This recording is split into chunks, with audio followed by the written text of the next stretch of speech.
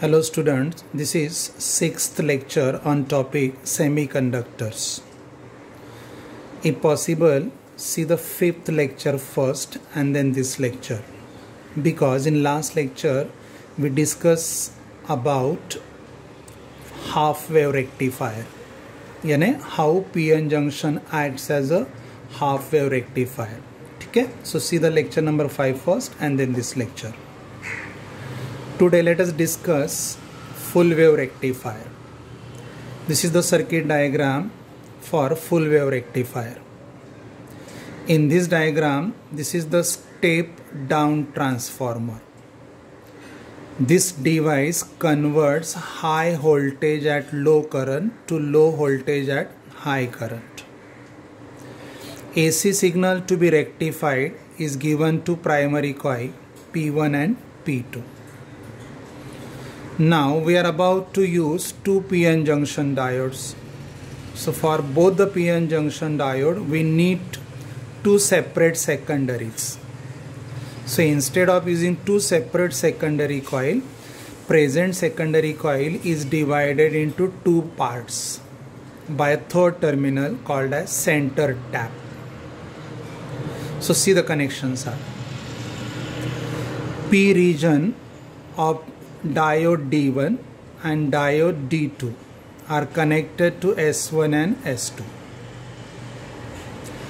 N regions of diode D1 and D2 are combined at point C, and common terminal C is connected to the center tap through load resistance. I again repeat. Secondary S1 and S2 are connected to P regions of diode D1 and D2 respectively. Their N regions are combined at terminal C, and this common terminal is connected to center tap through large valued load resistance. Across the load resistance, DC output voltage can be measured. Right? Okay. So actually this circuit is combination of two half wave rectifier. This is upper half wave rectifier and this is the lower half wave rectifier. Okay? Now what is important in this diagram while drawing? Show step down transformer. Yani primary coil has more number of turns than that of the secondary coil. Second, show the direction of electric current from A to B. Third, show the polarities plus and minus, so you can conclude unidirectional current flows. And bidirectional is converted to unidirectional current. And for commercial purpose, show the earthing. Okay? Now, let us see how the device works. This is AC input signal. Here, current ले सकते हो या potential difference, which changes with the time periodically. Positive half cycle followed by negative half cycle and so on. Now what happens? See, when positive half cycle arrives at P1 P2, same positive half cycle थोड़ा numerically कम करके arrives at S1 and S2. यानी half cycle का amplitude थोड़ा सा कम हो जाता है because it is step down. तो voltage value is reduced bit. So for positive half cycle, S1 is positive with respect to S and S2 is negative with respect to S.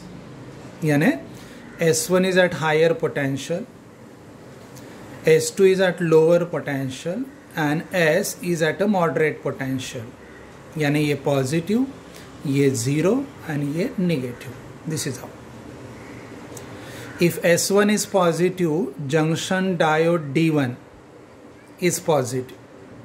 Junction diode D1 becomes forward bias. If junction diode becomes forward bias, here at the junction, width of the depletion layer decreases. At junction, this diode offers low resistance, so it can conduct the electricity. And how current flows? See, S1, D1, C, A, B, S, S1. So current flows from A to B. If current flows from A to B, A is at higher potential, B is at lower potential. So here potential difference is obtained. This is DC output voltage. It is allowed here by first diode. Now at the same time, what happens? As S2 is negative, this diode is what? Reverse bias. In this diode, width of the depletion layer increases.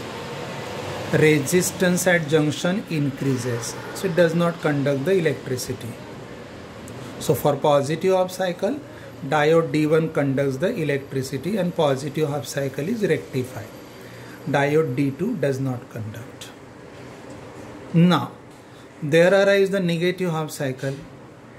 For negative half cycle, S1 is negative, S is 0 and S2 is positive. Yani, it is at lower potential, it is at moderate potential and it is at higher potential. If it is at lower potential, diode D1 is reverse bias. It does not conduct the electricity.